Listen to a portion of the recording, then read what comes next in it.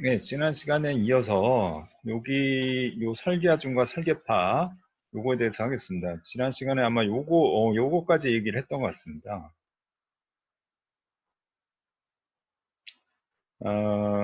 그래요. 그래서 이 설계파에 대한 정의를 잠깐 언급을 했고요. 원래는 이제 사실 설계하중을 먼저 결정을 하고요. 그 설계하중을 유발하는 설계파를 결정하는 게 목적입니다. 그리고 그 설계하중은 그때도 얘기했지만 구조물에 따라 다르다. 그래서 설계 하중 같은 경우는 뭐 LNG 같은 경우는 이렇고요. 그다음 또 컨테이너는 또 조금씩 다르고, 그다음에 이런 리그 같은 경우는 리그에 맞게 여러 가지 설계 하중이 결정이 되고, 그런 설계 하중을 극대화하는 그런 웨이브를 이제 결정을 하게 됩니다. 그래서 그런 것들은 성급이랑 성급이랑 미리 사전에 이제 조율을 해서 그런 설계 하중을 결정을 하게 됩니다. 자, 그리고 그때 이제 얘기가 됐었죠. 그래서 이 오퍼레이팅 컨디션하고 오퍼레이팅 투 컨디션, 서바이벌 컨디션은 어떻게 다른지 얘기를 했었죠. 그래서 오퍼레이팅 1과 2는 이건 어떻게 되면 이제 오퍼레이션에 관련된 겁니다. 그렇죠? 드릴링은 계속 할 수 있는 그런 그 웨더 컨디션이 어떻게 되는지 이런 것들을 거꾸로 산출하는 게 목적이고요. 오퍼레이션 2도 마찬가지고. 그런데 이제 뭐니 뭐니 해도 서바이벌 컨디션이 이제 제일 크죠, 당연히. 이렇게. 서바이벌 컨디션이 이제 이렇게 크고요. 그래서 이제 구조 관점에서 사실 서바이벌 컨디션에서만 이제 구조 해석을 하면 됩니다. 그리고 여기 이제 몰슨 모델이라는 게 있고 판넬 모델을 같이 만든다. 이런 것들이 조금 상용적으로 이런 것들이 이제 사실은 특히 이제 이런 것들 하면 이제 포스 이퀴valent 잘 안 맞을 수가 있죠. 그렇죠? 모리스 포스가 추가적으로 더 들어오게 되면 좀 안 맞을 수는 있습니다. 뭐 여러분 잘 알겠지만 이 판넬 포텐셜 모델이라는 건 그때도 얘기했지만 이렇게 이 볼텍스가 떨어지고 하는 것들이 잘 안 되잖아요. 그렇죠? 근데 드래그 폴스라고 하는 것들은 모리슨 포스의 드래그 폴스는 다 이런 볼텍스가 떨어지면서 생기는 그런 것들이잖아요. 그렇기 때문에 이런 것들이 부분적으로 필요합니다. 분명히. 그 다음에 이제 웨이브 헤딩 같은 경우는 15도 간경으로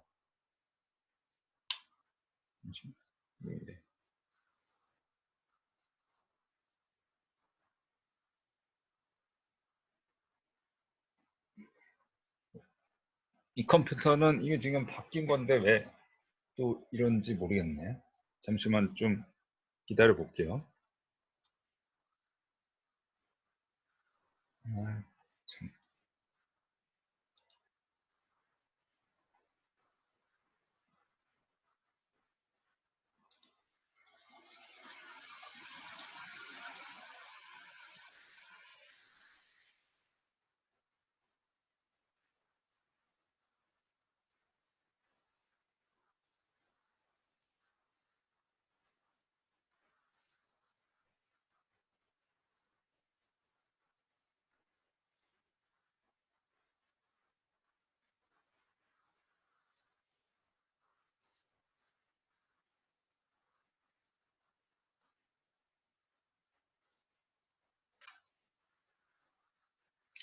예.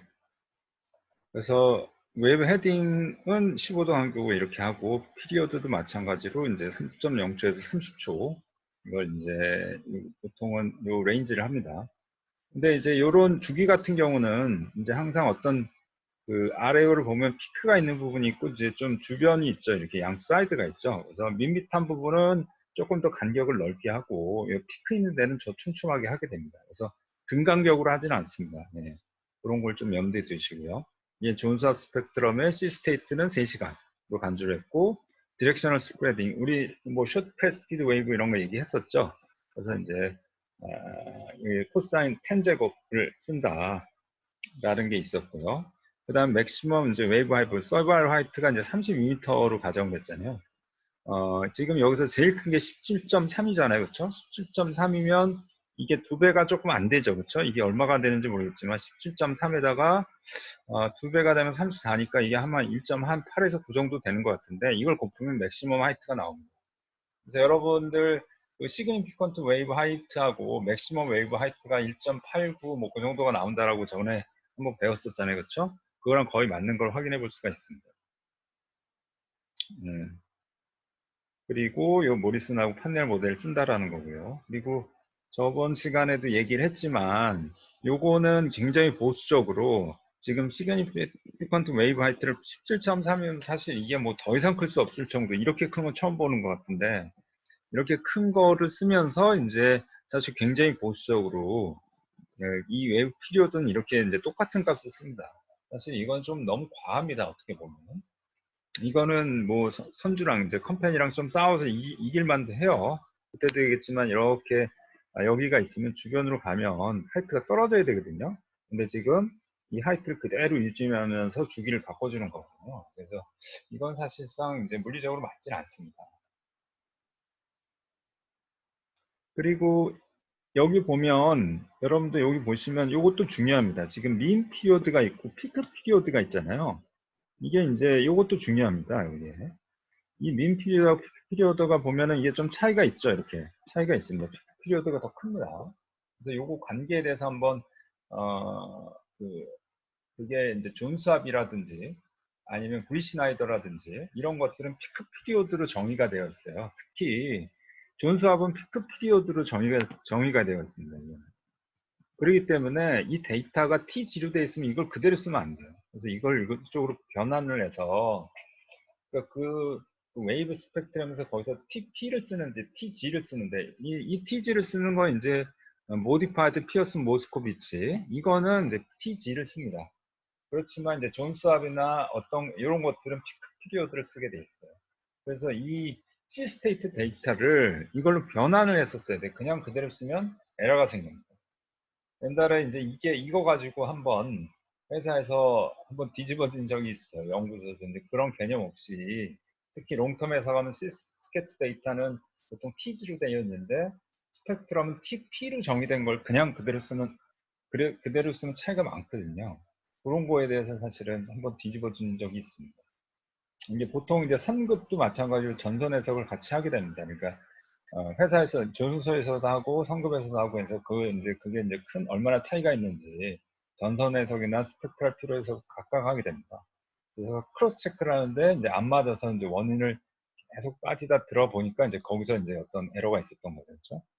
그래서 그런 것들을 또 주의를 해야 됩니다. 그래서 이제 이렇게 됐고요. 그래서 여기 피크드니스 파라미터를 따지는 게 어제도 얘기를 했지만, 이게 이제 지금 피크드니스 파라미터라는 게 6차 시간에 배우잖아요. 그렇죠? 이 주기에 비해서 너무 하이트가 크면 이게 안 맞는 거죠. 실질적으로 존재하지 않는 그런 파가 되는 거죠. 그러니까 지금 여기서 이 주기를 가상으로 가정을 했기 때문에 이 피크니스를 한번 체크를 해보는 겁니다. 그냥 뭐 이게 이런 인바이러먼트 컨디션에서 주어진 거라면 이런 피크니스를 체크할 이유가 없습니다. 근데 이제 이 주기를 아니, 제가 잘못 말했네. 요거는 이제, 뭐, 리즈너 하보라는 건데, 이 하이트를 그냥 이 17.3으로 고정한 게 이게 이제 비정상적인 거죠. 그렇기 때문에 이 피크니스를 한번 이제 체크를 해본 겁니다. 이렇게 보시면 되고요. 자, 그래서 이제 이 운동 해석을 먼저 한 건데요. 운동이 뭐, 서지, 스웨이, 히브, 이거에 대해서 이제 모션이 있고요. 그 다음에 이제 헤딩으로 이게 어느 각도에서 제일 큰 건지를 나타내는 겁니다. 서지니까 이거는 당연히 180도에서 제일 큰 거고요. 스웨이는 90도에서 클 거고, 히브는 뭐, 지금 이거 같은 경우는 다양하네요. 90도, 120도, 150도. 약간 사파일 때 제일 큰 걸 볼 수가 있습니다. 롤은 뭐 당연히 90도에서 제일 크고요. 그 다음 피치는 헤드시나 아니면 이건 이제 뭐 팔로잉 시에서 제일 크고요. 그 다음 요는 이제 아무래도 사파에서 제일 크겠죠. 그리고 이제 모션은 다 당연히 서바이벌 때 제일 큰 거를 알 수가 있습니다. 자, 그러니까 이런 값들이 지금 요게 지금 여기 있죠. most probable largest single amplitude라고 돼 있는데, 요게 이제 우리가 앞에서 본 MPEV입니다. most probable 뭐 extreme 대신 large라는 그런 말을 쓴 거고요. 싱글 앰플리튜드. 싱글이란 말을 왜 붙였는지 모르겠네요. 예, 여하튼 싱글 앰플리튜드 가장 큰 라지스트 싱글이 이제 가장 큰이라는 의미인 것 같습니다. 하여튼 우리는 익스트림 대신에 이제 라지스트를 쓴 거라고 보시면 됩니다. 그래서 이거는 지금 어떻게 계산했냐. 결국은 이 앞에서 요거 각각 다 쇼텀 해석을 한 건데, 요거 쇼텀 해석을 다 각각 해요. 그래서 MPEB를 다 구해요. 이걸 다 구한 다음에, 그 다음에 이제 그 중에서 제일 큰 걸 고른 게 지금 이거라고 보시면 됩니다. 자, 그 다음에는 이제 디자인, 그 서바이브 컨디션에 대해서는 디자인 웨이브. 그래서 요것도 마찬가지로 요 각각의 폴스에 대해서 지금 디자인 웨이브들을 결정을 한 거예요. 잠시만요. 디자인 웨이브를 결정하는 게 지금 약간 뒤에 있는데 요건 다시 보고 다시 돌아올게요. 자, 여기서 보면은 디자인 웨이브에 이제 디자인 웨이브를 어떻게 결정하느냐인데, 자, 여기서 그 설계파라는 게 설계 하중을 재현할 수 있는 규칙파입니다. 그래서 규칙파이기 때문에 주파수, 그 다음 선수각, 진폭으로 정의가 됩니다. 네, 근데 이제 이 선수각하고 주파수, 요거는 RAO에서 선택을 하게 됩니다. 즉, 여기서 이제 VBM 같은 경우인데, 여기서 이제 여러 가지 헤딩 앵글이 있죠. 여러 가지 헤딩 앵글이 있는데, 그 중에서 이제 가장 큰 헤딩 앵글 택하면 됩니다. 그렇죠? 그 다음에 그 꼭지점에 프리퀀시가 있죠. 그러면 결국은 헤딩 앵글하고 프리퀀시는 결정이 됩니다. 즉, RAO를 모든 각도, 모든 프리퀀시에 한 다음에, 그 다음에 제일 큰 프리퀀시를 택합니다. 뭐 여기도 보시겠지만 이 피크가 결국 이 점들을 어떻게 뽑느냐에 따라 조금씩 다르겠죠. 그러니까 아까도 말씀드렸지만 이 피크 주변은 조금 더 촘촘하게 좀 뽑아주는 게 맞습니다.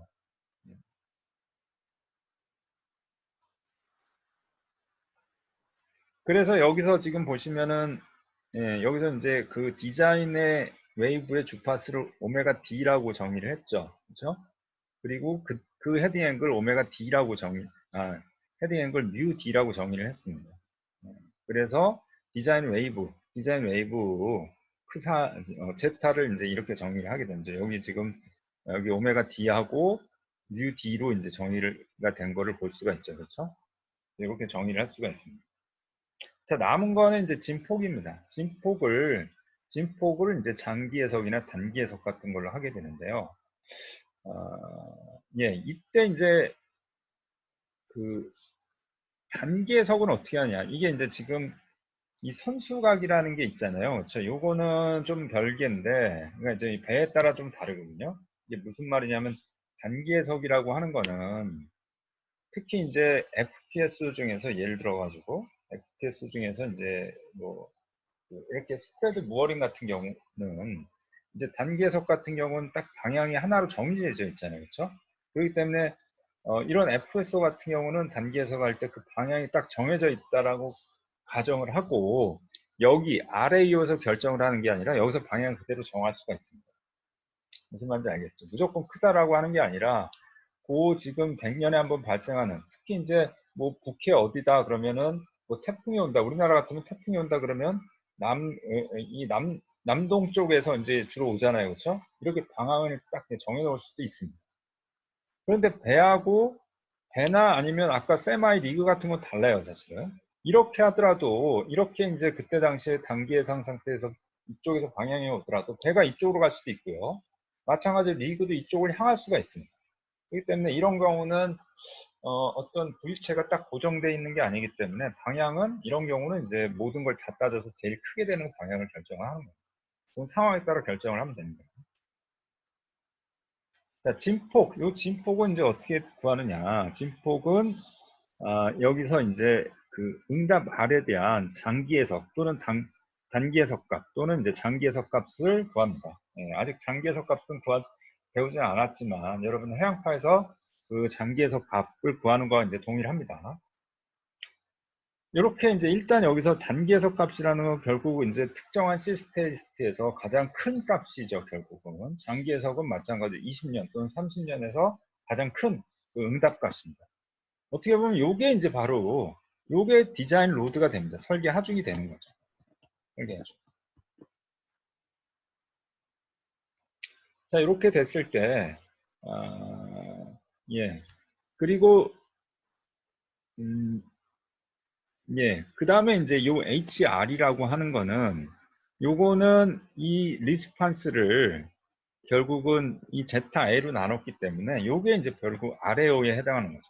그러니까 즉 지금 단위 그 앰플리튜드가 이제 1m인 그런 그 웨이브에 대한 그 리스판스 응답 그걸 구한 다음에 그거를 우리가 디자인 웨이브라고 하는 거는 그 우리가 단기 해석 값을 그 1m에 대한 응답으로 나눠주면 되죠. 그렇죠? 그러면 앰플리튜드가 나오는 거죠. 그렇죠? 뭐 이건 당연한 겁니다. 예. 우리가 뭐 1m에서 VBM이 뭐 5메가 뉴턴 미터가 나왔다라고 한다면 우리가 이제 VBM이 뭐 예를 들어서 디자인 값이 쇼턴 값을 했을 때 20메가 뉴턴 미터다. 그러면 이제 이거를 20을 5로 나누면 되죠. 그럼 디자인 웨이브는 4m가 되는 겁니다. 즉 디자인 웨이브라고 하는 건 이거를 만들어내는 거니까 간단하게 그 RAO 값을 즉 쇼턴 값을 RAO로 나눠주면 됩니다. 예, 그래서 여기서 보면 요거는 그 쇼텀 해석을 하냐 롱텀 해석을 하느냐에 따라서 여기서 보면 요게 쇼텀 해석을 요게 이제 RAO 값이 되는 거죠. 그렇죠? 요 이제 리스판스의 절대값을 씌웠기 때문에 요게 이제 RAO가 되는 거예요. 요건 이제 리얼과 이미지너리가 있죠. R은 리스판스라는 얘기고요. 롱텀을 또 이제 마찬가지로.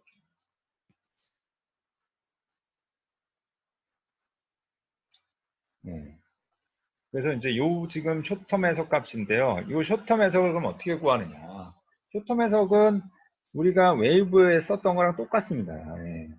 어차피 이게 선형 해석이기 때문에 어때요? 선형 해석이기 때문에 이 리스판스도 레일레이 분포를 따르게 되죠. 그렇죠? 우리가 지금 이 해석은 다 지금 앰플리튜드가 레일레이 분포를 따른다는 그런 가정에서 했는데 어차피 선형 해석이기 때문에 우리가 아래를 곱해서 나온 그 리스판스도 마찬가지로 앰플리튜드는 레일레이 분포를 따르게 되고 마찬가지로 앞에서 유도한 이 MPEB도 유효합니다. 그래서 이제 기억이 나는지 모르겠지만 이제 이렇게 나오죠. 이런 것이 사실은 이런 식들을 다 이용을 해서 종합적으로 해서 나온 겁니다. 이게 이제 페스트럴 모멘트고요. 여기서 이제 요 n이라고 하는 거는 이제 3시간 동안 몇 번 발생을 했느냐 이런 거고 요 3600하고 요 주기로 나눠주는 거죠. 주기 요거는 또 이제 오치식에서 나왔던 거고 뭐 그래서 이제 이거를 이제 다 정리를 하면 이렇게 이제 나오는 겁니다. 뭐 특별한 거는 없습니다. 이제. 여기도 마찬가지로 리스크 파라미터를 적용을 해서 여기에 이제 이 알파가 추가적으로 더 들어가는 마찬가지고요. 그래서 진폭은 요 쇼텀 밸류를 요걸 이제 나눠주게 됩니다. 자, 이렇게 설계파를 결정하는 거고요. 그래서 이제 그래서 다시 이게 지금 단기에서 단기에서 설계파를 결정하는 과정을 이제 한번 다시 뭐 한번 천천히 보겠습니다. 그러면 어떻게 하는지. 먼저 여기서 이제 스캐터 데이터가 있죠. 그래서 인바이로먼트 컨트롤을 이제 그리게 됩니다. 컨트롤을 그리게 되고 여기서 그때 말했지만 몇 개, 그러니까 피크 주변에 몇 개의 C 스테이트를 결정을 하게 됩니다. 자, 그 다음에 이제 웨이브 스펙트럼을 뭘 쓸 거냐. 아까 그 세마이 리그 같은 존수합을 쓴다라고 했죠. 그쵸? 그때는 이거는 이제 PM이기 때문에 TG로 돼 있지만 아까 이제 TP를 이제 써야 된다라는 얘기를 했었죠. 여하튼 요 TG가 여기 TG인지를 이제 확인을 하고요. 물론 여기 이제 바가 있다라는 건 이건 다 지금 평균이란 뜻이기 때문에 여기 바가 다 있는 겁니다. 이거는. 자, 여하튼 여기 웨이브 스펙트럼, 표준 스펙트럼이 있기 때문에 이제 이거를 여기다 3개를 넣어줍니다. 넣어주면 이제 웨이브 스펙트럼이 3개가 나오겠죠. 그렇죠? Z1, Z2, Z3 웨이브 스펙트럼을 만듭니다. 자, 이렇게 만들어 놓고 그 다음에 이제 웨이브 로드 해석을 하죠. 웨이브 로드 해석은 이제 지금 레귤러 웨이브에 대해서 하는데 여기서 그림의 편의상 이제 헤딩을 하나만 이제 가정을 합니다. 네, 하나만 가정을 하게 됩니다. 자, 그래서 보면 지금 뭐 토셔널 모멘트 RAO를 하나 이제 가정을 합니다. 원 헤딩에 근데 토셔널 모멘트 같은 경우는 이제 사파, 뭐 120도, 135도 이 정도에서 이제 제일 큰 게 나타나기 때문에 그걸로 가정을 했다라고 봅니다.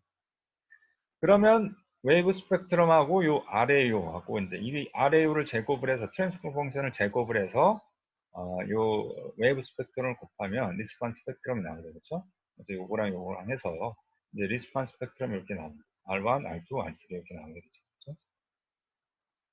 자, 리스폰 스펙트럼으로부터 이제 우리가 숏텀 밸류를 구해야 되는데 여기서 필요한 게 이제 뭐냐면은 여기서 보면 M0, M2 이런 것들이 필요하죠. M0하고 M2. 그럼 M0하고 M2가 있으면 이게 이제 3시간 동안 몇 번 발생하는지를 알 수가 있고, 그 다음에 여기다 n을 구해서 넣고 여기다 또 M0 값을 이제 넣어주면 이제 MPV 값이 나오게 됩니다.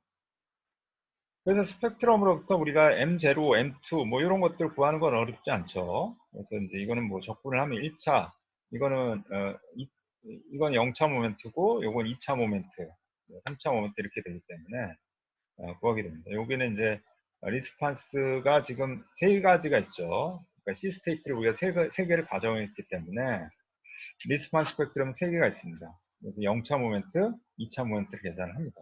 그래서 넣어서 이제 계산을 해서 MPV를 이제 계산을 합니다. 그럼 그 중에 제일 큰 거가 있겠죠. 그래서 하나만 선택을 합니다. 하나만. 하나를 선택을 해서 그 값을 지금 여기서 보시면 요 맥시멈, 예, 요 맥시멈이죠. 요 값으로 이제 나눠주면 그게 앰플리튜드가 되는 거예요. 그 다음 프리퀀시는 요걸 쓰면 되고요. 원래는 이제 헤딩 앵글은 이게 RAU가 여러 개가 있기 때문에 그 중에 여기서 이제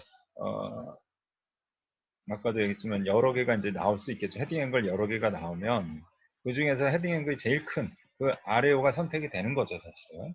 선택을 하고 그게 이제 결국은 뮤가 되는 거고, 뭐, 그 다음에 나머지는 사실 할 것도 없습니다. 그 선택된 RAU만 가지고 리스판 스펙트를 만들어서 사실 상관은 없어요.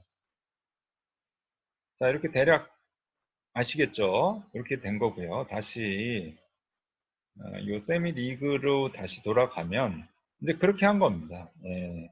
그래서 여기서 이제 맥시멈 스플릿 폴스다. 예를 들어서, 아까 이제 토셔널 모멘트 요걸 했었잖아요.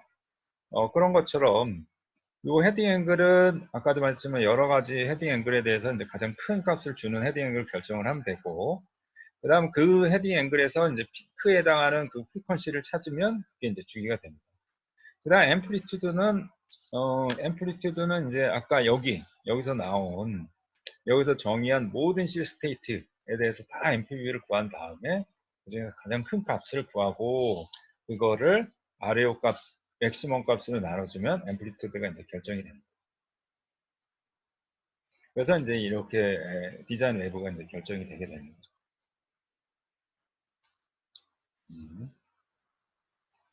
자, 이렇게 해서 이제 결국은 요거를 가지고 우리가 이렇게 그러면 이제 8개가 만들어졌다. 그럼 8개에 대해서 정확히 로드 트랜스퍼를 하고 그 다음에 여기다 이제 구조 해석을 하게 되는 거예요. 자, 여기까지 해서 이제 단계석을 다 배웠고요. 네. 여기까지 혹시 질문? 일단 질문.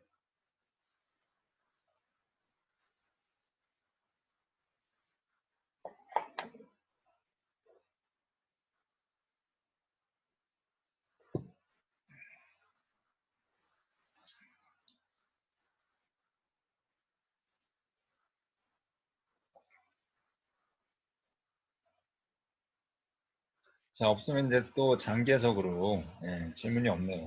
좀 질문이 많이 할 수 있을 것 같은데.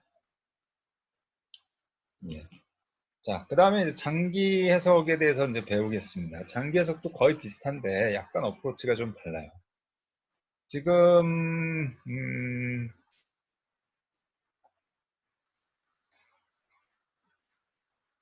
그러니까 여기서는 뭐 먼저 이제 여기서 개념을 단기 해석을 이해했기 때문에 장기 해석을 좀 보면 되는데, 그러니까 여기서는 어떻게 되냐면 여기서는 먼저 시스테이트를 결정을 해놓고 간 거잖아요, 그렇죠? 100년에 한 번 또는 20년에 한 번 발생하는 시스테이트 결정을 해놓고 그 시스테이트에서 이제 맥시멈이 발생하는 거를 우리가 찾은 겁니다. 근데 이제 장기 해석 같은 경우는 이 모든 시스테이트를 다 가지고 가는 겁니다. 다 가지고 가요. 다 가지고 가고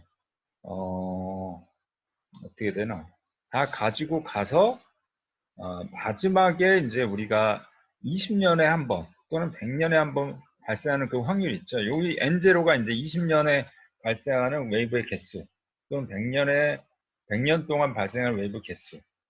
그러니까 뭐냐면 이거를 데이터를 어떤 시스테이트를 결정해 하는 게 아니라 모든 시스테이트에 대한 확률을 다 가지고 가서 100년에 한 번 또 20년에 한 번, 10-8승 20년은 10-8승에 해당하는 값을 뽑아내는 겁니다. 네. 자, 여기서 이제 좀 차근차근히 보면 먼저 이제 모든 선수각에 대해서 운동 해석을 수행을 하고 그 다음에 응답 R에 대해서 복수 전달 함수를 계산한다.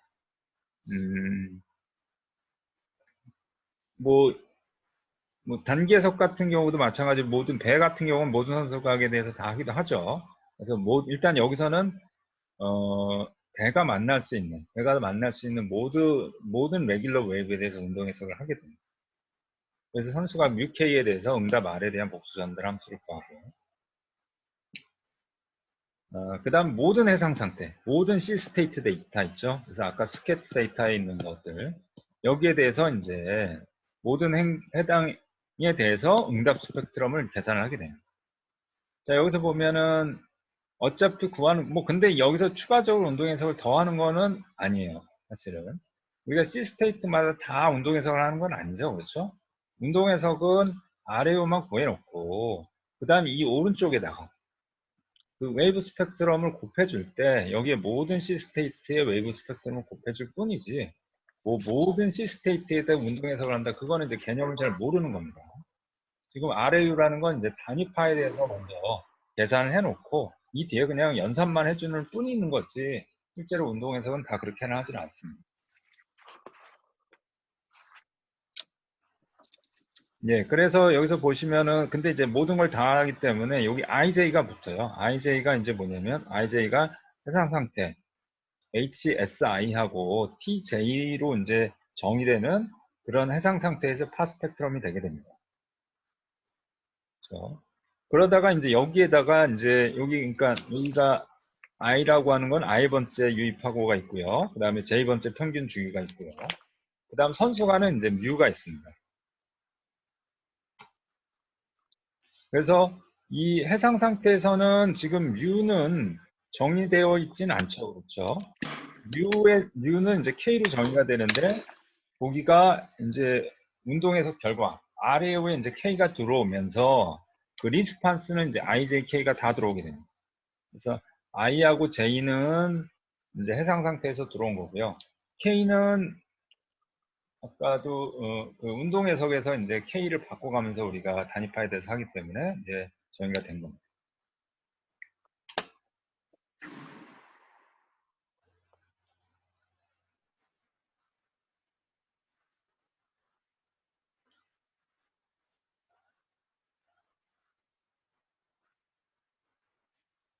자, 그래서 여기가 이제 모든 해상 상태, 또 모든 선수각에 대해서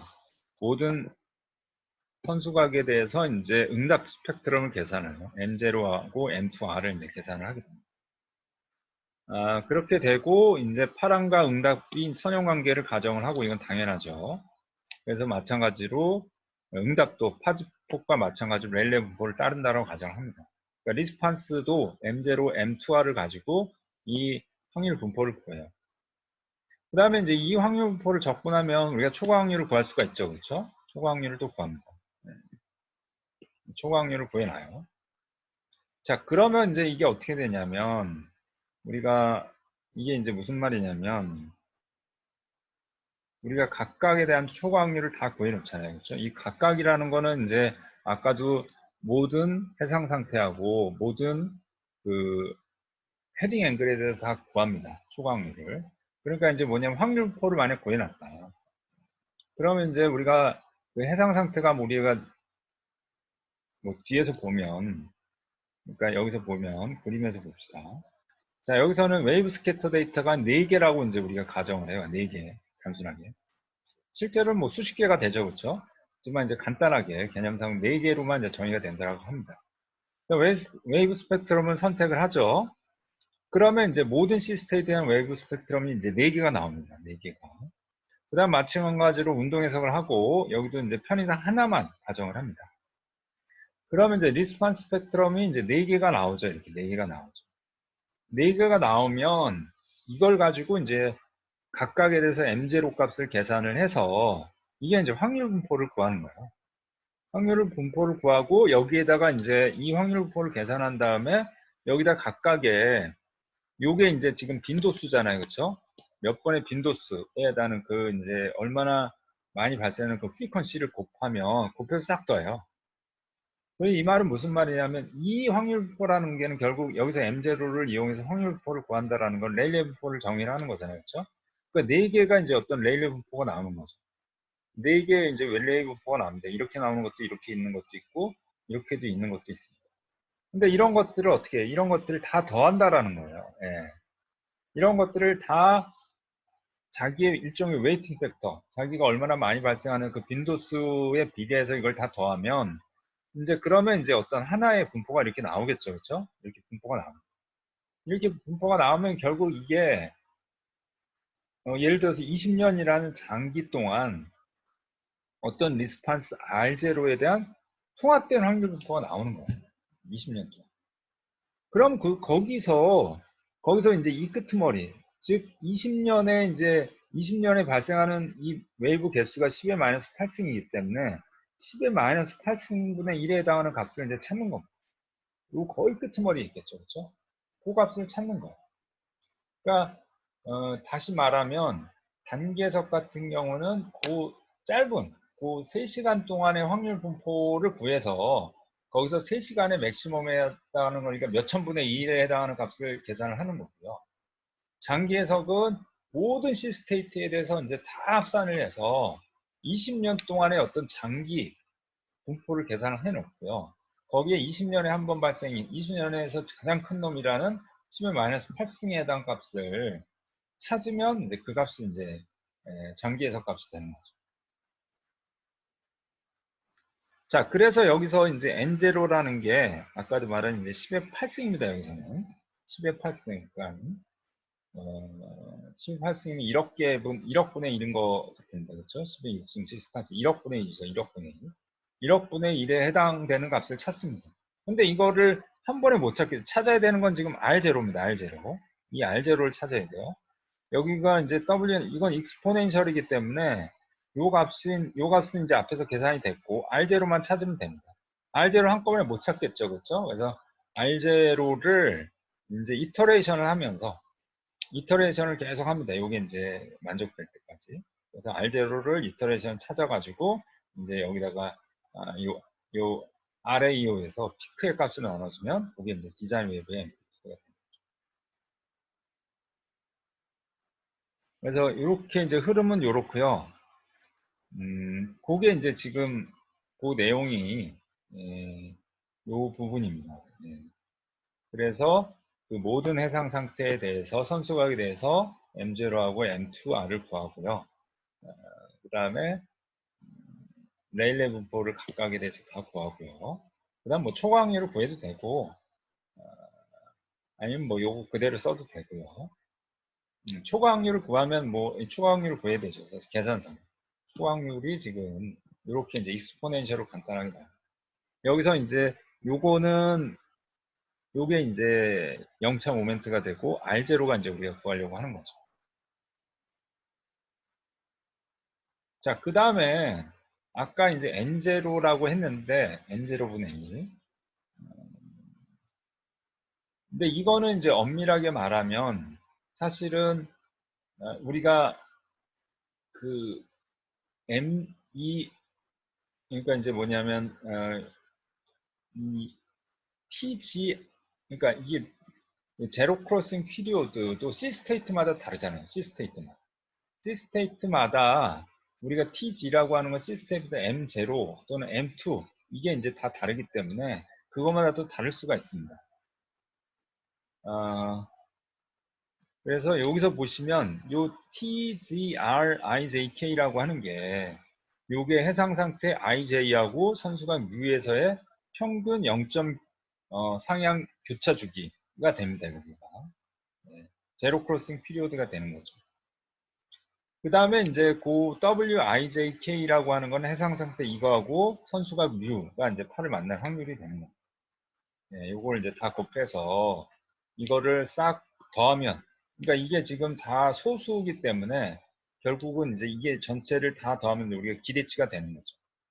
그러니까 뭐냐면 주기가 C스테이트마다 다 다른데, 그러니까 지금 여기서 뭐냐면 요런 해상 상태에서 보면 여기 각 C스테이트마다 스펙트럼이 다르고요.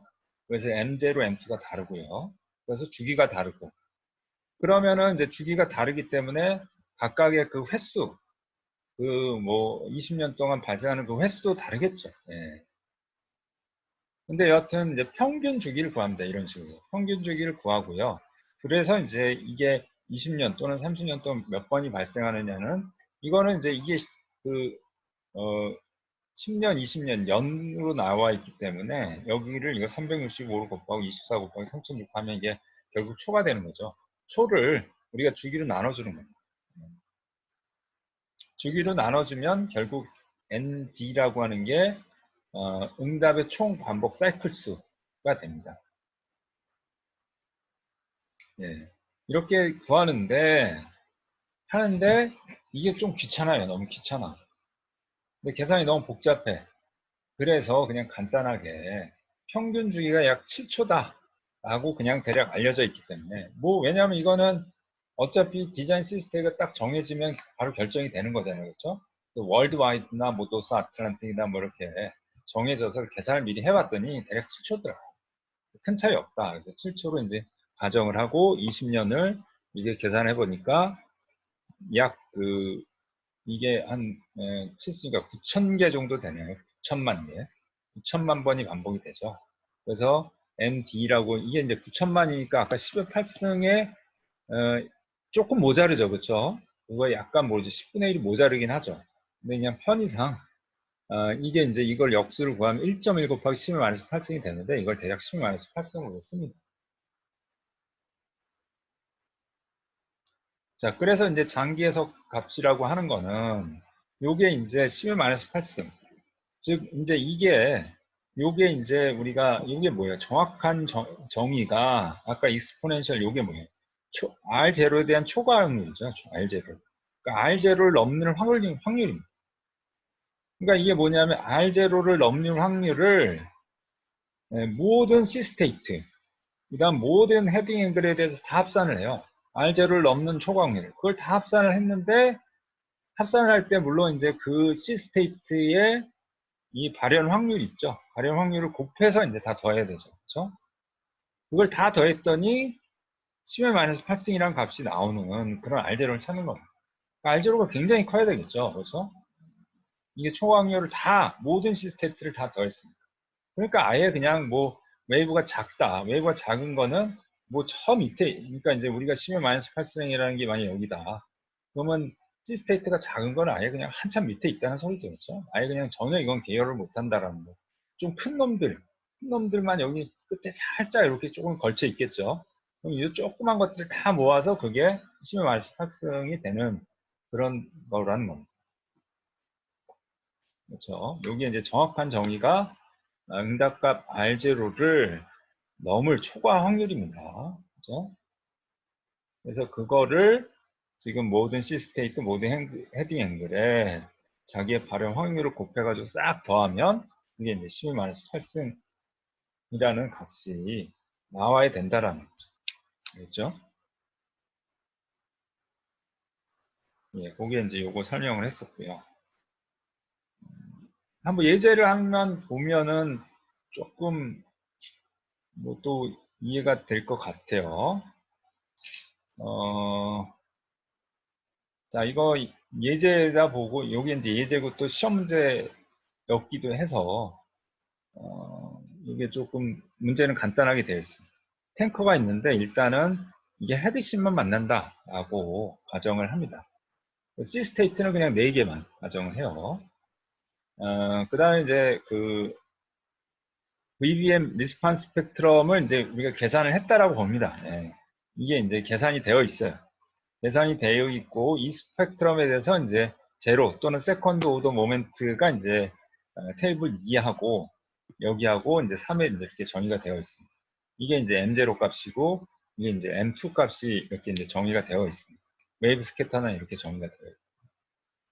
자, 이렇게 되었을 때, 먼저 이제 A는 뭐냐면, 이 네 개의 C 스테이트에 대해서 제로 크로싱 피리오드하고 쇼텀 밸류를 구해라. 라는 거예요. 그래서 이제 먼저 보면, 지금 A 먼저 보면, A에서 보면, 저기서 요거는, 요거하고 요것만 쓰면 되죠. 그렇죠? 우리가 제로 크로싱 피리오드라는 게 이렇게 M0를 M2로 나누어서 이렇게 루트를 씌우면 나오기 때문에 지금 바로 나옵니다. 그러니까 지금 요거하고 요 값들을 이용을 하면 이게 7.9초, 뭐 그 다음에는 12.3초 이렇게 나오게 됩니다. 그렇죠? 그 다음에 이제 MPV를 구하려면 여기도 마찬가지로 M0 값하고 M2 값만 있으면 돼요. 네. 이 T는 이제 우리가 3시간을 쓰면 되고요. 나머지는 다 주어진 거예요. 그렇죠?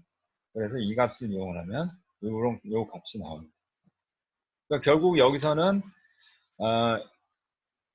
뭐 요거는 340, 그러니까 요 C 스테이트는 340. 그래서 보면 요게 제일 크죠, 당연히. 여기가 이제 제일 큰 거는 8m에다가 10초, 주기가 10초일 때 455. 이게 지금 이게 얼마야? 이게 톤미터, 킬로톤 미터에 해당됩니다. 이게 쇼톤 밸류고요. 자, 그 다음에 롱텀 밸류인데 10의 마이너스 8승 레벨의 값을 구해라 라고 되어 있습니다. 자, 요거는 아까 요식을 이용을 하면 되죠. 요식을 이용을 하면 됩니다. 그러니까 여기서도 어차피 M0 값. 요게 이제 뭐 이걸 여기다 넣는다는 게 M0가 이제 요거의 함수라는 뜻입니다. 그냥 M0. M0이기 때문에 여기서 다른 건 없고요. 그 다음 WIJ 요게 필요해요. WIJ. 요게 이제 확률이기 때문에 아까 여기가 발현 횟수가 4,000, 3,000, 2,000, 1,000 이르기 때문에 요거를 이제 전체 합 만으로 나누면 0.4, 0.3, 0.2, 0.1. 이거는 그러니까 예를 들어서 이거는 10%, 이건 40% 이렇게 발현한다는 거예요. 그래서 예. 그래서 여기서는 지금 M0 값만 있으면 되죠. M0 값만. 요 M0 값만 있으면 됩니다. M0 값 여기다가 이제 6,000을 넣고 예를 들어 8,000이라는 값을 여기다 넣고 그 다음에 WIJ 여기 이제 0.4라는 값을 넣어줘요. 네, 0.4를 값을 넣어주고 마찬가지로 이제 이 네 가지를 다 합산을 합니다. 여기 합산을 하라고 했습니다. 근데 R0를 이제 어떤 값을 넣어보고 이게 10의 마이너스 8승이란 값이 나오는지 비교를 해봐요. 그 다음에 이제 요거를 조금씩 아무래도 예를 들어서 뭐 작은 값을 시작했다라고 하면 조금씩 키워가면서 이게 될 때까지 이제 찾는 겁니다. 그래서 R0를 조금씩 키워가면서 요 오른쪽 값이 10-8승이 도달할 때까지 계속 이제 찾는 거예요. 그래서 이제 찾아서 계산을 해봤더니 한 702.5라는 값이 요걸 넣으면은 결국 익스턴스 프로베이트가 이제 아까 요 오른쪽 거 있죠? 오른쪽 게 지금 이렇게 나옵니다. 굉장히 값이 작죠, 그렇죠? 근데 뭐 이 특히 작은 건 컨트리뷰션이 거의 없죠. 이것도 뭐 마이너스 9승이니까 거의 가장 큰 놈이 이게 이제 지배적인 걸 알 수가 있어요. 여기에 이제 지금 이게 10의 마이너스 8승 넘지 않냐? 여기에 사실 0.1을 다 곱해야 되죠, 그렇죠? 0.1을 다 곱해서 하다 보면 이제 이런 걸 다 합하면 그게 이제 10의 8승이란 나오고 그때 이제 R 값이 702.5라는 값이 나오게 된 겁니다.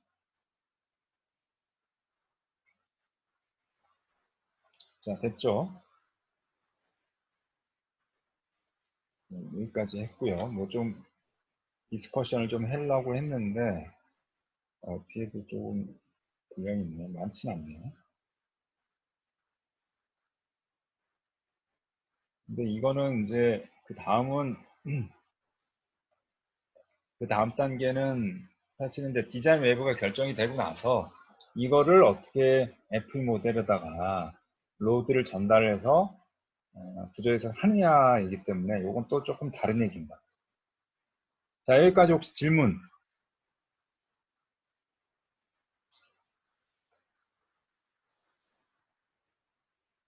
자, 그러면 없으면 제가 일단 좀 몇 가지 물어보겠습니다. 자, 음소거를 이제 다 해제하겠습니다. 모든 음소거 해제. 자, 마이크를 켜주세요. 네, 그 다음 주변을 조금 조용하게 해주고요. 뭐 또 너무 시끄러우면 제가 이제 물어보는 사람한테만 음소거를 풀어줄 수도 있습니다.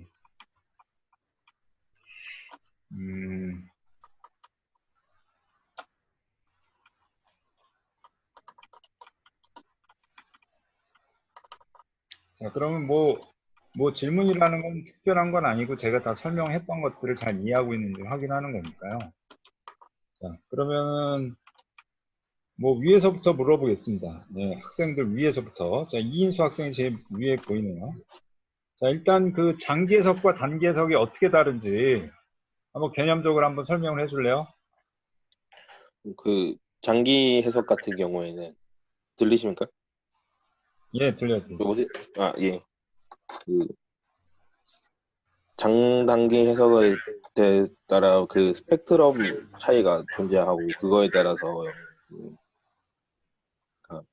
장단기파에 따라서 웨이브의 차이를 구하고 그 웨이브의 차이에 따른 로드 차이를 구하는 게 장단기 해석의 차이라고 생각합니다. 장단기의 웨이브 차이라는 게 뭐라는 거죠? 그 쇼트인지 큰지에 따라서 웨이브가 뭐 숏 크레스티드, 롱 예, 예. 크레스티드, 네. 이제 그거에 따라서 장단기가 나눈다. 그러니까 여기서 예. 롱과 숏은 그 크레스티드의 롱과 숏을 말하네요. 근데 지금 제가 이야기로는 그렇게 예. 그게 아니라 기는 기가 날 때 기자잖아요. 그 예. 장기냐 단기냐 이 얘기지. 지금 웨이브가 기냐 작으냐 그 얘기가 아닌데. 그거는 조금 전까지 다 설명을 했는데. 네?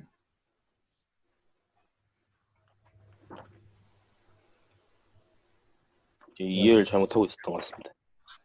그럼 이준범 학생, 네네. 그 한번 네, 좀 얘기 좀 해볼래요? 그 단기 해석 같은 경우에는 어떤 특정 해상 상태를 가정하고 그 RAO라던가 이런 걸 그 맥시멈이 되는 파를 결정한다면은 장기 해석 같은 경우에는 그 20년의 기간을 정해두고 모든 해상 상태를 고려를 해서 그 맥시멈 파를 결정하는 걸로 이해를 했습니다. 그래요. 그 조금 더 구체적으로 그 모든 해상 상태를 고려한다라는 게 뭘 어떻게 고려한다는 거죠?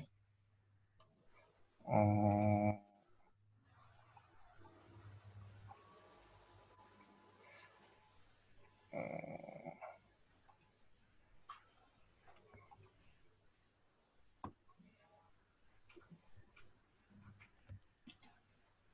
그건 맞는데 고려한다는 게 뭘 고려한다는 거예요? 그리고 네. 예, 대답해요.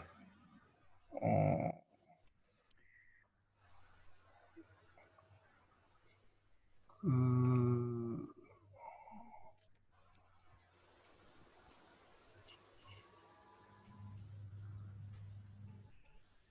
그, 피어리어드랑 그 시그니피컨트 웨이브 하이트 기준으로 그 데이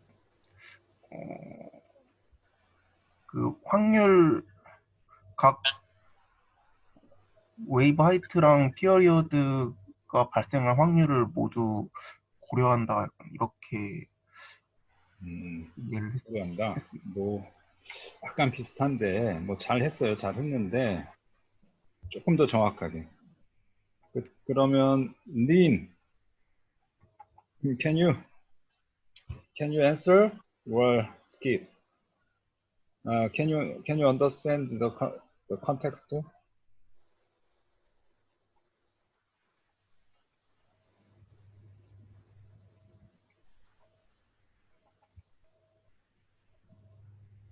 The question 린?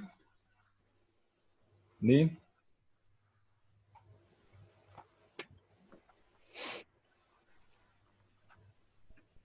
이 친구가 중국 학생인데, 이제 지금 스피커 켜졌는데, 지금 마이크로폰이 없다고 그러네. 좀 준비를 하다 보니. 자, 알겠습니다. 하여튼 그럼 박격포. 네. 지금 아까 뭐 장단기가 모든 시스테이트와 이제 단계상의 특정 그 시스테이트를 고려한다고 그러는데, 고려하는 게 뭘 고려한다는 거예요? 구체적으로 좀 더.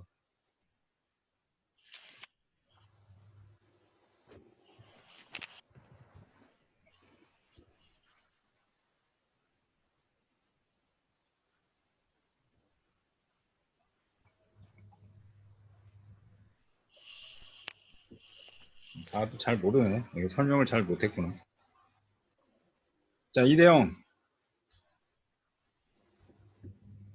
이대형까지 해보고 모르면 바로 답 들어갑니다. 이대형도 이게 없어? 그때 계속 잘 얘기했는데. 이대형?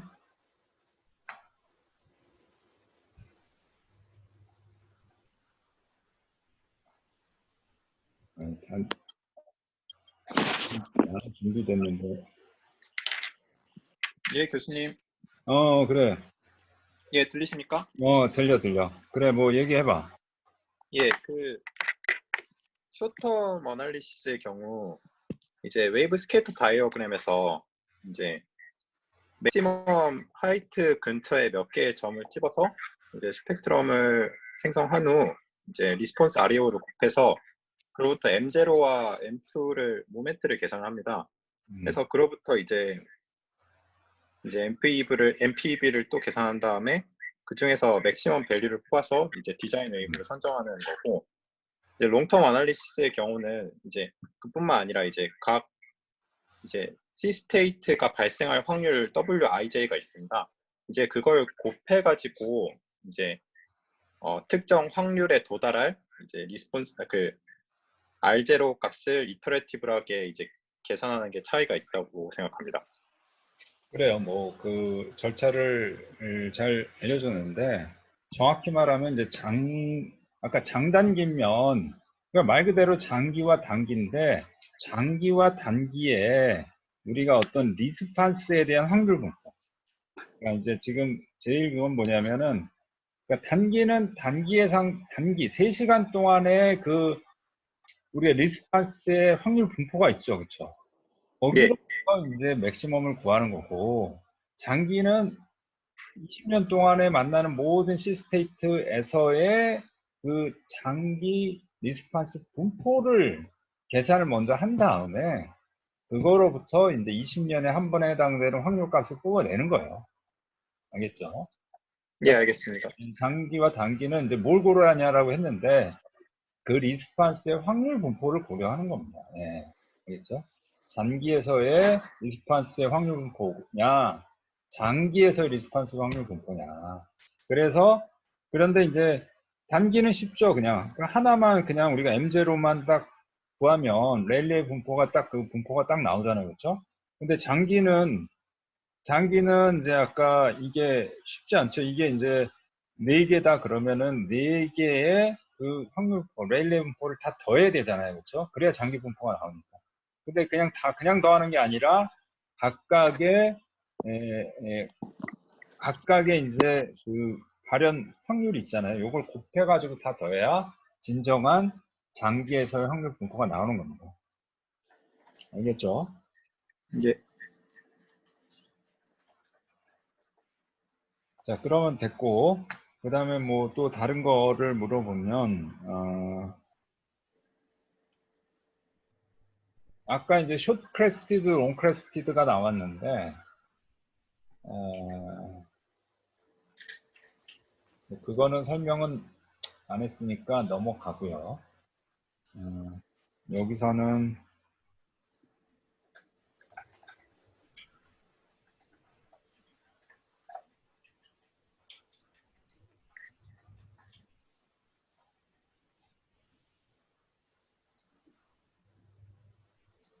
자, 그 헤딩 앵글 처리를 어떻게 할까요? 그 숏텀 해석과 장기 해석과 단기 해석에서 그 헤딩 앵글을 어떻게 처리할까요? 요거는 또 물어봅시다. 다음. 뭐 이런 것도 제가 대답하면 되겠습니까? 아니 다음 전에 합시다. 자, 이대한 학생.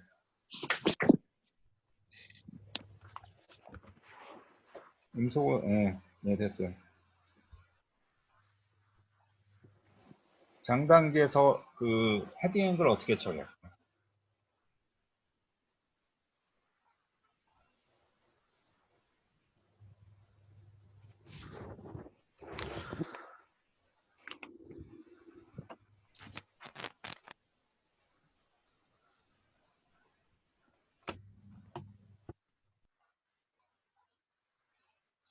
잘 모르겠어요? 시간이 없어. 네, 잘 모르겠습니다. 자, 그럼 이준범 학생. 좀 네, 공부 교수님. 좀 해오라니까, 사실은. 예. 자, 어떻게 할까요? 헤딩 앵글 어떻게 처리할까요?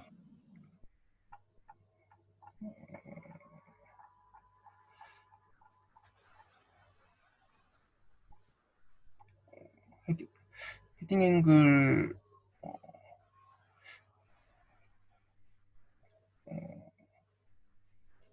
단기 해석 같은 경우에는 그 특정 각도에서 파가 들어온다고 가정을 한다면은 장기 해석 같은 경우에는 그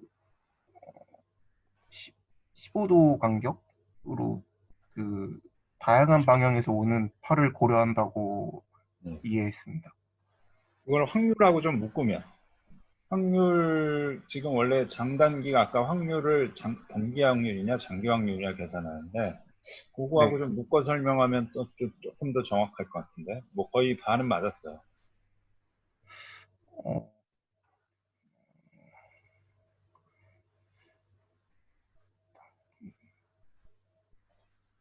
자, 뭐 여하튼 잘 했어요. 그 정도면 잘 했고, 그러면 그 다음 주면 좀 완성을 해봅시다.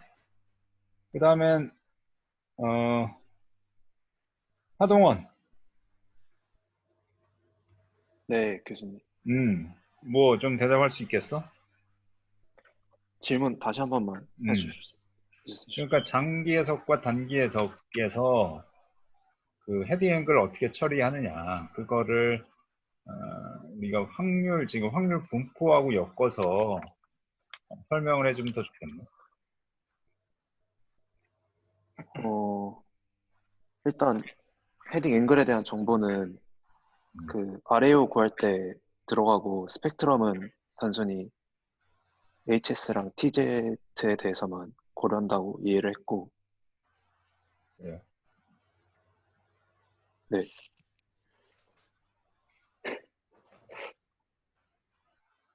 확률 분포에 대한 건 잘 모르겠습니다. 자, 일단 우리가 아까 우리가 단기 해석일 때는 맞아요. 그 첫 번째 헤딩 앵글이 딱 정해져서 올 수도 있어요. 아까 이제 이렇게 스프레드 무어링 같은 경우는 딱 그 뭐 태풍 같은 거 예를 들어서 남서쪽으로 딱 방향이 정해질 거 아니에요. 그렇죠? 그러면 우리가 이게 이제 뭐 마이너스 15도다. 그러면 이제 마이너스 15도에 해당되는 그 운동 해석을 마이너스 15도에서 해당하는 그 RAO만 가지고 그냥 쓰면 돼요. 네. 그렇게 하면 되는데, 배 같으면은 꼭 그 방향으로 이 방향으로 있지 않을 수 있잖아요. 그렇죠? 배 같은 경우는 모든 헤딩 앵글 다 해야 됩니다.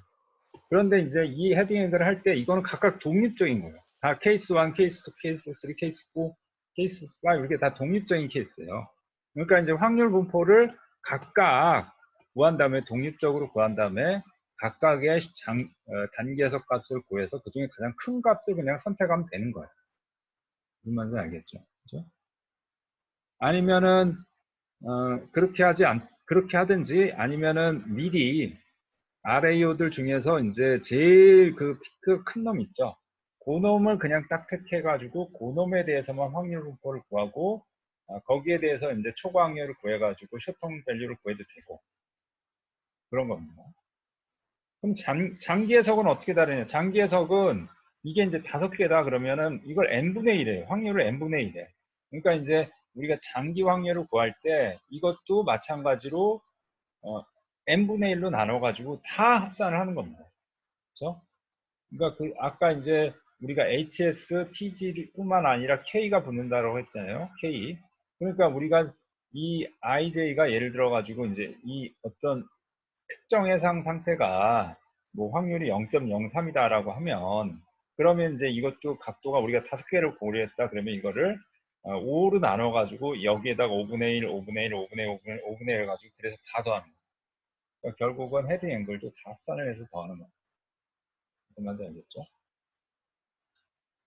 그런 거고요.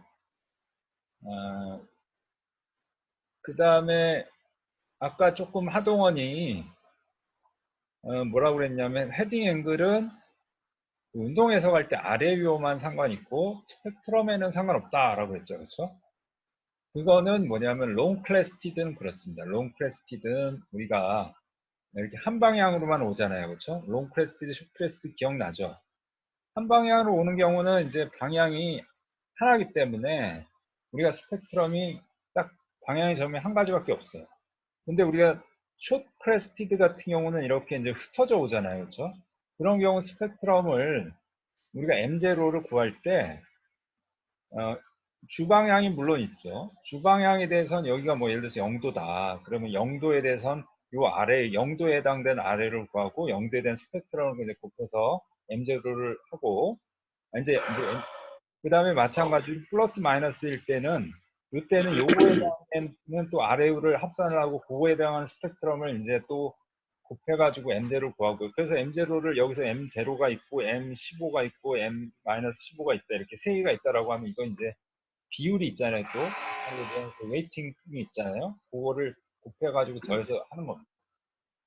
그러니까 정확하게 따지면 스펙트럼도 방향이 있습니다. 그거는 이제 이 숏크레스티드 같은 경우는 우리가 스프레딩 펑션이라는 걸 써서 스펙트럼을 이렇게 나눠주잖아요. 그렇죠?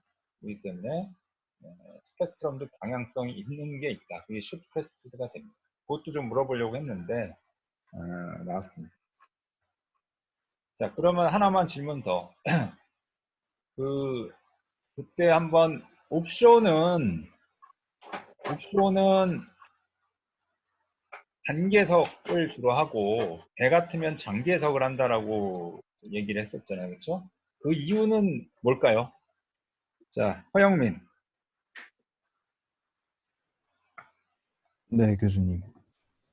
그 오프쇼어 같은 경우에는 이제 어디에 지질이 있어서 그 어떤 해상 상태에 대한 기준이 하나로 정해져 있는데 그에 반해서 배 같은 경우에는 모든 방향에서 이제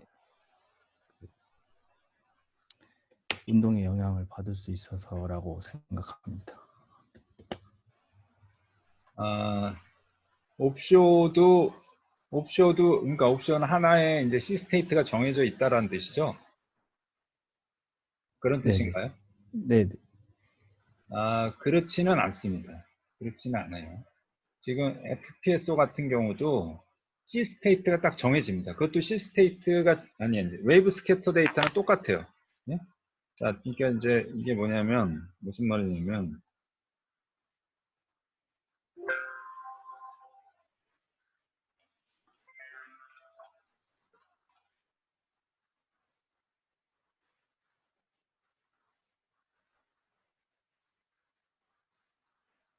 자, 이게 이제 우리가 스캐터 데이터잖아요. 스캐터 데이터.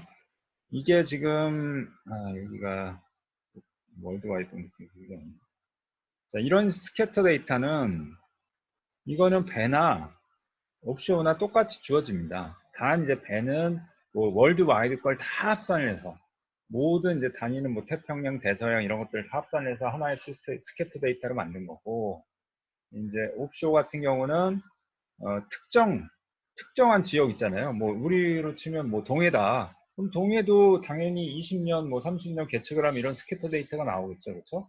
스캐터 데이터의 어떤 그 레인지가 넓으냐 좁으냐 이 차이만 있지 스캐터 데이터의 형태는 똑같습니다.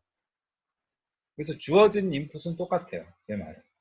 다만 아까 이제 드리십 같은 경우는 이놈은 뭐 어디에 투입될지 모르잖아요. 얘는 맨날 싸돌아다니니까 이거는 어디에 투입될지 모르기 때문에 스캐터 데이터가 별 의미가 없어서 그냥 C 스테이트 하나의 값으로 주는 건데요. 그거는 아주 굉장히 사실은 독특한 케이스고 FPS는 이런 스캐터 데이터가 주어집니다. 그렇기 때문에 인풋이 다르지는 않습니다. 자, 그러면 그런 상황에서 뭐 다른 답을 줄 수 있어요?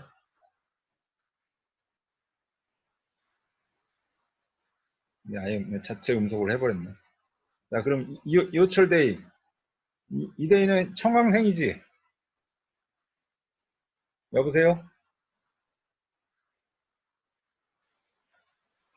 자, 이거 답할 수 있는 사람. 그러면. 자, 손 들어서. 자, 가점 있습니다. 가점.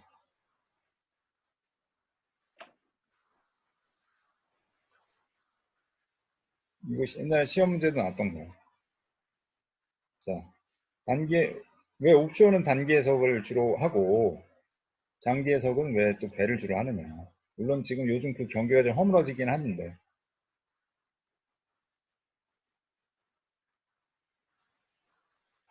음, 음. 자, 저번에 이게 우리가 이거 설명을 하면서 뭔 얘기를 했어요, 이게.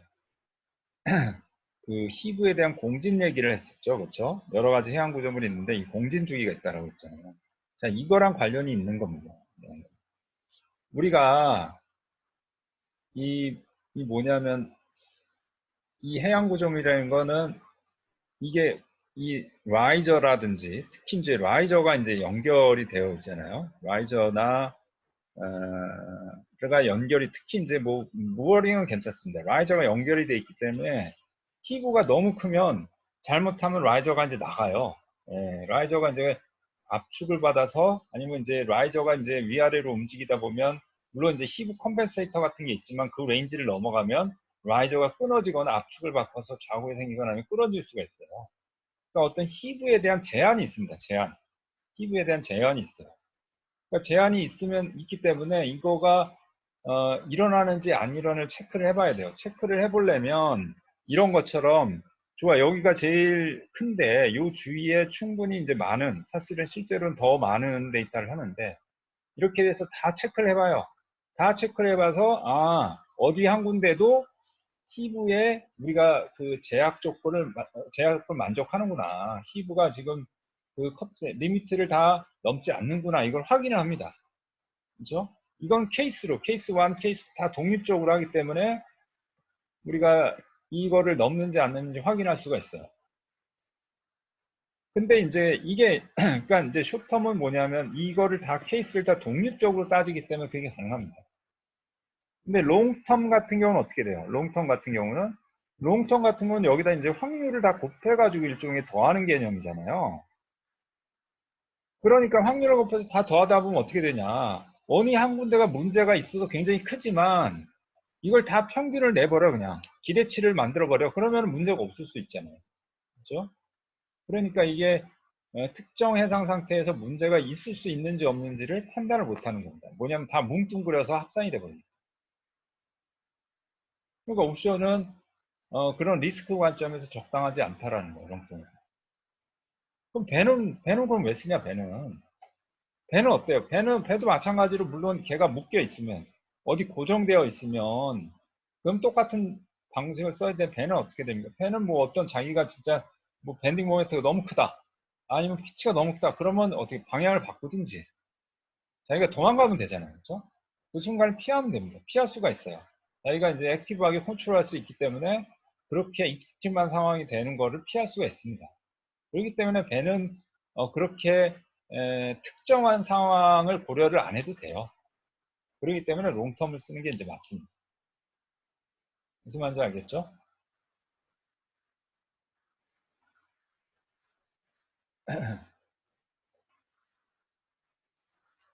자, 그러면 이제 2분 남았는데 또 중요한 질문 하나.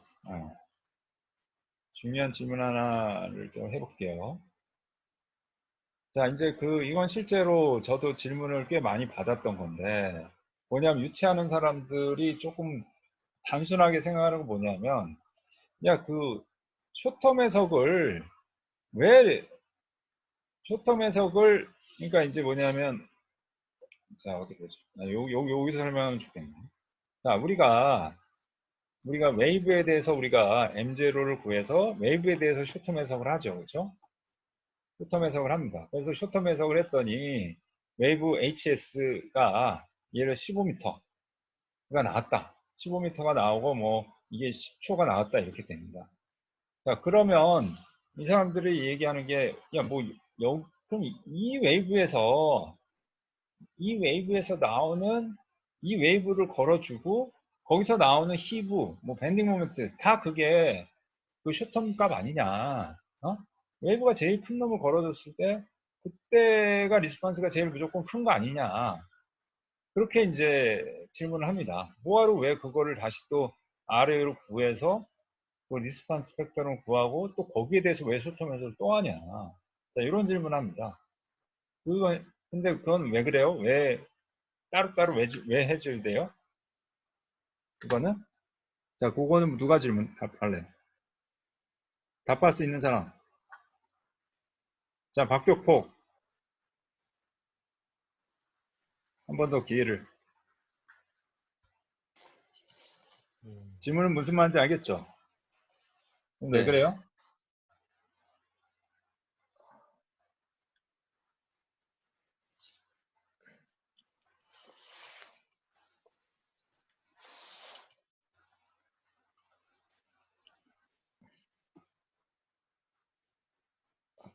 응답이 바로 안 일어나고 시간차가 있어서 그런 거예요.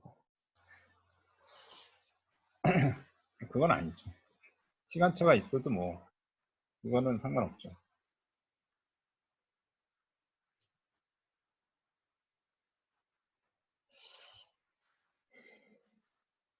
그러니까 아까 그 질문은 뭐냐면, 네.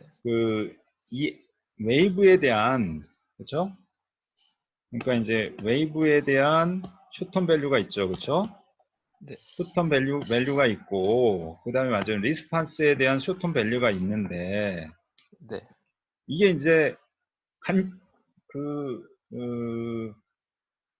그러니까 이거에 대응되는 값이 이제 두 개가 같을 수는 없지만, 요 웨이브가 쇼텀 밸류에 해당할 때, 리스판스도 그 쇼텀 밸류에 해당되는 값이 나오는 거 아니냐라는 거잖아요. 그쵸? 네. 근데 그렇게 되려면 뭐가 같아야 되겠어요, 사실. 그렇게 되려면, 여기에 이제 뭐냐면, 이제 확률 분포가 같아야 될 거 아니에요, 이게 두 개가. 확률 분포가 네. 같아야 되고, 그러려면 M0가 사실은 같아야 되죠. 이게 두 개가 같으면 그렇게 됩니다. 네. 그러니까 뭐냐면, 리스판스가 무조건 그냥 1이야. 모든 프리쿼시에 다 1입니다. 1이든 뭐 2든 다 컨스턴트해. 예를 들어, 컨스턴트 하다. 그러면 이제 이거를 제곱해서 하면 이 모양이 똑같이 나올 거 아니에요. 그렇죠? 이렇게 똑같이, 스펙트럼이 똑같이 나오게 되면, 그러면 이제 그 M0에 해당하는 값이 이제 같게 되고, 그러면 이제 레일레 분포도 같아진다는 거죠. 그렇죠? 네. 근데 실제로는 M0가 다르죠. 그건 왜 그래요? 이제 이거를 곱할 때, 이게 이제 컨스턴트 하지 않기 때문에 그런 겁니다. 여기서 보시면, 여기서 지금 예제가 있잖아요. 지금 그 RAO가 세 개가 다르잖아요. 그러면 다르면 어떻게 됩니까? 지금 리스판스 RAO가 다르면 이거랑 이제 결합을 하면 리스판스 스펙트럼은 이제 완전히 세 개가 다르잖아요. 그렇죠? 네. 똑같은 웨이브래도 리스판스에 따라서 그 확률표가 완전히 달라지기 때문에 우리가 쇼텀 밸류는 그 내가 알고자 하는 그 리스판스에 대한 확률 분포로부터 얻어내야 되는 거지 웨이브의 그 확률 분포가 완전히 다르다라는 거. 뭔지 알겠죠? 그렇죠? 네. 자, 일단 그 다음에 이제 그런 거는 사실은 공진하고도 사실은 관련이 있습니다. 그 고유 주파수가 웨이브의 피크랑 또 다르기 때문에 그런 부분도 있고요. 뭐 확률 분포가 다르다는 게 이제 자, 오늘 여기까지 일단 하겠습니다. 예. 뭐 또 다른 질문 없죠? 자, 오늘은 여기까지 하겠습니다. 수고하셨습니다. 감사합니다. 교수님, 예. 이거 슬라이드 보니까 조금 저희 그 ETL에 올라온 슬라이드랑 조금 수정을 하신 것 같은데 조금 업데이트 했어요. 된 거. 새로 올려놓을게요.